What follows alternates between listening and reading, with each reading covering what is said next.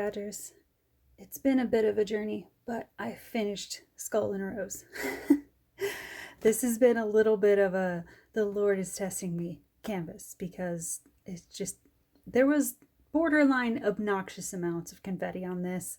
I kept pulling out half broken drills, but as you can see, I ended up having enough for the whole thing, but few of the colors I was a little bit nervous. But we got there. I fixed the wording so that it's legible again. I told you about doing the wording, redoing the wording on the planchettes because that was a big old muddled mess before. So I used the oil slick ABs and put the no back in this one.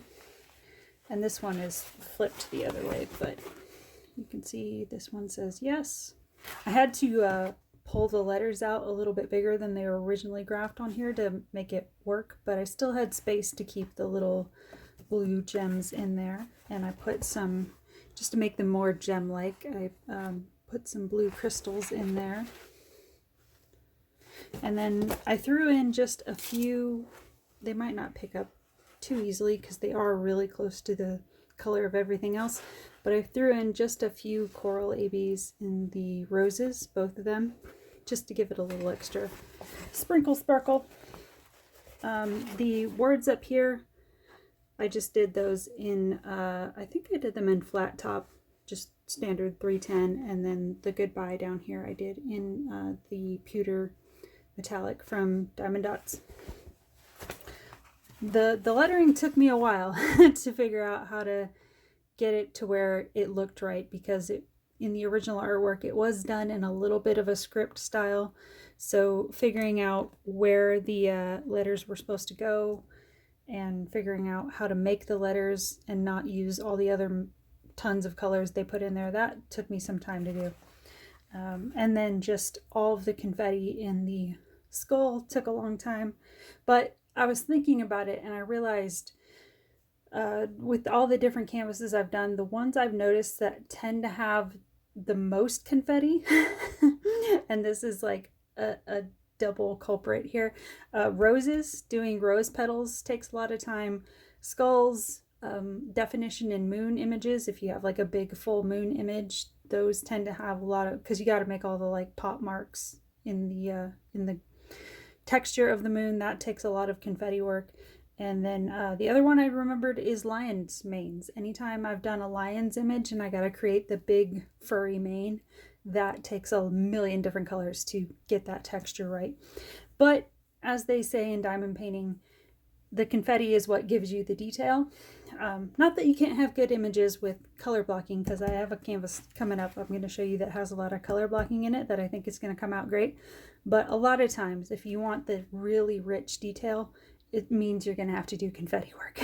And it's a little tedious sometimes, but what I tend to do is I put on a movie, I put on a documentary, something like that. Maybe watch one of your all's YouTube videos, and I just sort of put it on kind of like podcast style, glance over at my computer every so often so I can see what's going on. But mostly that's how I get through confetti work, because at the end of the day, I like the image, I want the image, I want to see the image done.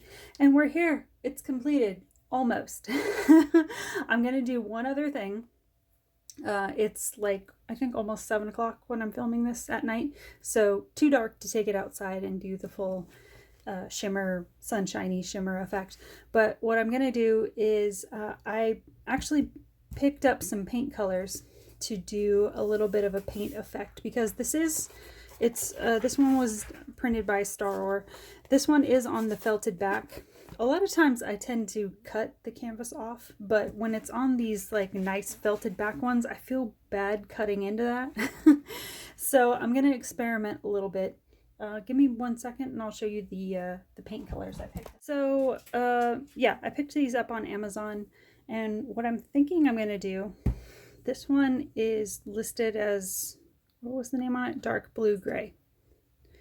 So you can kind of see the color there. Is it open? Yeah, I can show you kind of the color there. So it's almost like a, this is a little specific, but like almost like the Confederate blue gray Was it Confederate or was that Union? Now I can't remember my history right. But the old Civil War uniforms kind of reminds me of that color. If you need this color for any upcoming projects, I actually found this on Amazon for, believe it or not, 58 cents, I think, for this bottle. And then it was free shipping on Prime. That blew my mind that I found anything on Amazon for under $1. But yeah, it just happened to be the kind of color I had pictured in my mind. So I got that, and then I picked up this, which is listed as an iridescent black, even though it looks like it has a little bit of a green tint to it. So what I'm thinking I'm going to experiment with is I'm going to put this down as a base, and then lightly, once this dries, lightly go over it with a little bit of this iridescent black as sort of an accent color. Let's see if I can show this one. Oh, this one's got a weird pull tab thing on it. That's odd. I've never... Oh, okay. I've never seen a cap like that on a paint bottle. That's interesting. See, it's listed as iridescent black, but it looks like more, I don't know. It's not really copper, but it's kind of in that family. I don't know. It's weird. But yeah, that's what I picked up with that. I think that big bottle, this one is 250 milliliters. I think this one was like $9. So I'm going to use that and put that in with my paint supplies for later canvases like this. Because I'm gonna experiment on this one, and if I like the effect, I'll just know to use that as an option for keeping the surged edge on this. Because I don't really want to look at this. I've seen companies put this on canvases, and I don't know why they print it on the canvas, because it's not, I don't know, I feel like it's not particularly helpful. I mean, it's nice if you like information, but they could put this on a inventory sheet. To have it on the canvas is not really useful, because when I'm drilling, I'm not really thinking about how many individual drills I'm putting down. But I don't know. There is one key code up here, so that's what I was working off of, obviously. So yeah, that one is done, except for I'm gonna seal it, and then I'm gonna do the paint experiment on the border. So if the weather holds up tomorrow, because it rained all last night and it was still trying to do rain most of the day today. So if I get a good stretch of sun tomorrow, then I'll do the completion reel tomorrow so that we can see if we can pick up the AB work and all of that. But yeah, here you'll get a sneak peek of it all done. Took some time, but it came out really nice. So the other thing I wanted to mention in this video is I'm making a little bit of an alteration to the spooky Drillin plans that I mentioned in that video. The canvases I showed in there, I'm going to bump a few of them back just a little bit. Still want to do them, but I've been really entertained with the Rapture talk lately. Just watching all of the TikTok compilations that have been on YouTube, because I don't have a TikTok account myself, and after watching what all goes on over there, I'm not especially compelled to go get one now.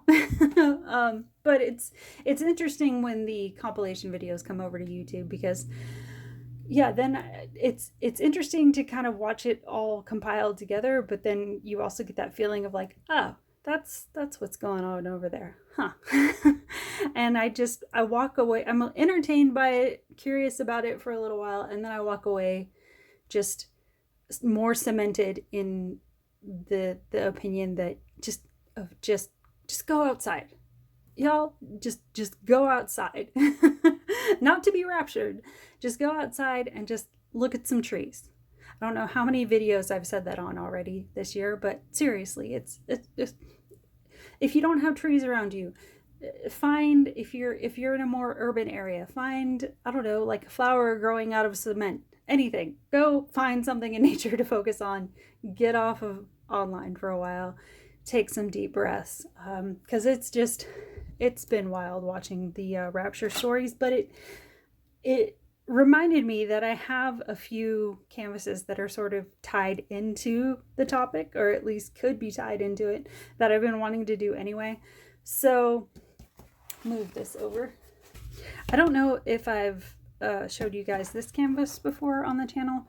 I think I've had this in my collection for maybe a year or two now. I think this was an Amazon find. I'm pretty sure I showed this in a video a few months back in some Temu haul, because I'm pretty sure this was a Temu find. But yeah, this is the Cerberus, three-headed hellhound. And I can't remember which Temu video I hauled this in, but I remember saying at the time, I'll see if I can track it down, which haul video it was that I mentioned this, and I'll put it down in the information box down below. But I remember in that video I was talking about how the look of this, there's enough cuteness to it where I was joking that, like, I feel like I would be one of those people that would run into it and, recognize it as like a hellhound, but still be like, oh my God, can I pet your dog? There's 3 of them. It's 3 times the cuteness. So yeah, thought I would work on the Cerberus pups. And then also, I don't know if you can tell there's 4 of them, but these are supposed to be the story of the 4 horsemen of the apocalypse. These are supposed to be the horses representing the 4 horsemen. So they're all different colors. And there's like dead trees in the background and like the dusty sky and all of that in the back. So yeah, I think this one's going to come out pretty cool. Even if you're not into like the biblical stories and all that, because like I grew up around like church culture in the 90s. I'm aware of the Rapture story. I worked at a Bible camp, and part of being an employee there is we had to go to regular church services, and we had to do Bible studies, and we were assigned the Left Behind series to read. So I'm aware of like the stories, but I was really confused by the whole Rapture story frenzy, the way it's come up lately, because even back in the 90s when I was a kid and I was being taught all of this, I remember even back then not being too attached to it. Because back then we were also being taught that it wasn't like traditionally biblical. It was something that came about much later, and it was just sort of something that I feel like it was probably created as like one of those watch out kind of stories to kind of like freak you out. But there the thing I remembered from even back then, because I remember as a kid hearing the Rapture stories and being like, still having that mentality of like, oh yeah, cool story, bro, but not putting much stock in it. But when all this Rapture frenzy came about here recently, and people were talking about it and talking about specific dates, I was remembering back to when I had to go to all those church classes, and I'm like, am I misremembering? I could have swore that back then they told us that you wouldn't know when it would happen, that it was just. That's why I say I feel like it was created by man as sort of like a spooky watch out kind of morality story more than like biblical.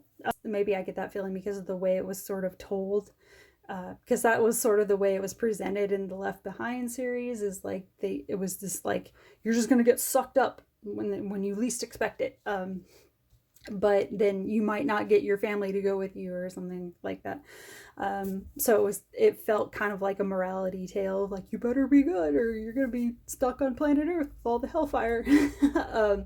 And I remember I worked at that Bible camp as mainly like a job, but my teenage years I was a little bit more like based in sort of like grunge goth scene.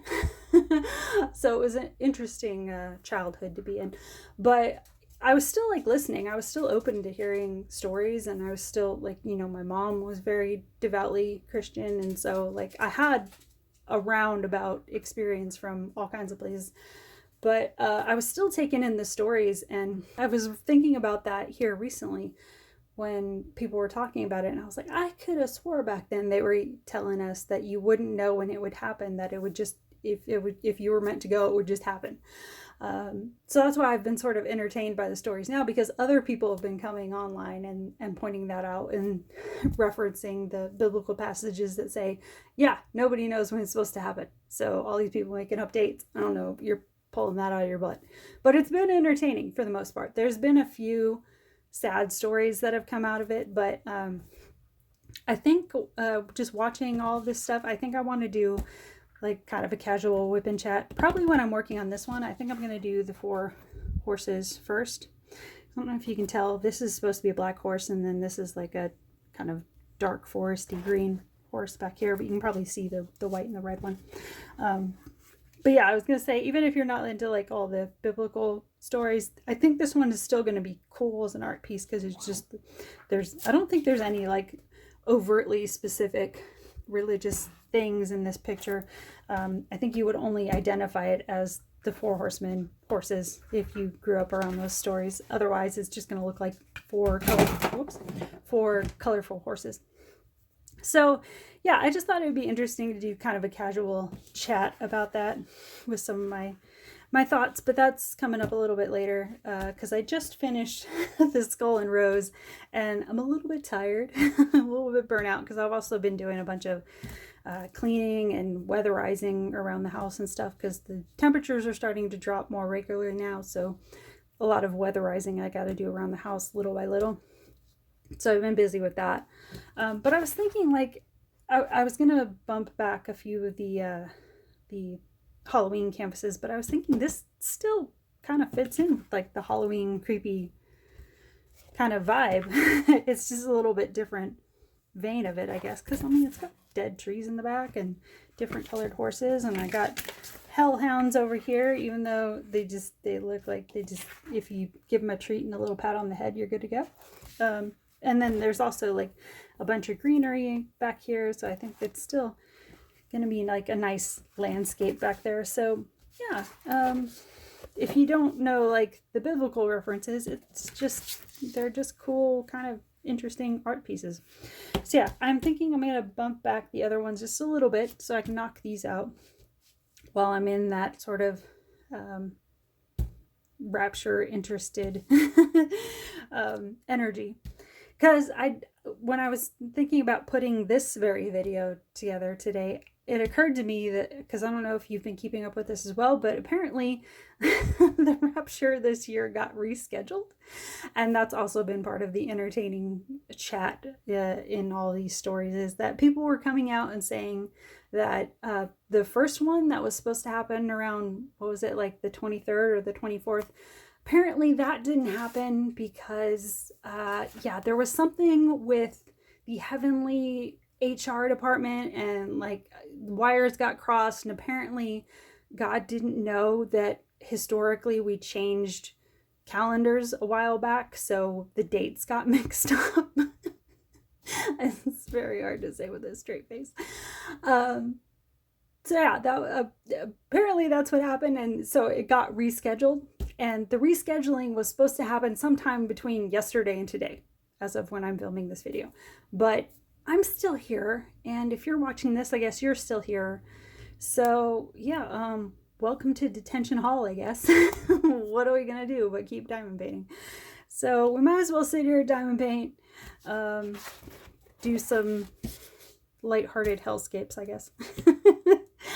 But yeah, just a little bit of a shift in the spooky season drilling plans. And then I have another one. I'm trying to get these knocked out pretty quick, because there's one I want to have done by Halloween. It's specifically Halloween themed, and it's one that I have like an idea for rolling around in my head. I got inspired, I got props for it and everything. So yeah, I need to get that one done, make sure I have time to do this before Halloween gets here. And then the other ones, if I don't get to them, they'll just be bumped into November, because I don't tend to do a whole lot with like Thanksgiving season. I have a few canvases that are sort of like the cutesy farmer animal looking ones that I would like to do. But other than that, I don't really, I don't tend to do a whole lot with like turkeys and harvest pumpkins and stuff. I'll do a pumpkin canvas here and there sometimes, but other than that, I don't do a lot with that sort of theme of canvas. So yeah, I tend to do like the cutesy farmer animal ones, and then maybe some like, you know, fall festive mountainy scenes or something like that. And that tends to be like my sort of November-ish vibe. But yeah, if there are ones from October that I still want to work on, they'll just get bumped into November. And then eventually I will get around to the Christmas ones. And the Christmas ones also tend to roll sometimes into January and February because, you know, if you've done diamond painting, you know, these tend to take a minute. I tend to go pretty quick because I've been doing this a few years now, but even still, it tends to take a minute because you also have outside life going on. You know, I got animals to raise and all kinds of stuff. So that is today's video. Just thought I would give you a heads up on all that, give you a sneak peek of Skull and Rose being done. Hopefully I can get the completion video for that up tomorrow, the completion short, if the sun holds out. But yeah, we'll see. So yeah, have a good night. Thanks for stopping by, and we will talk soon. Bye guys.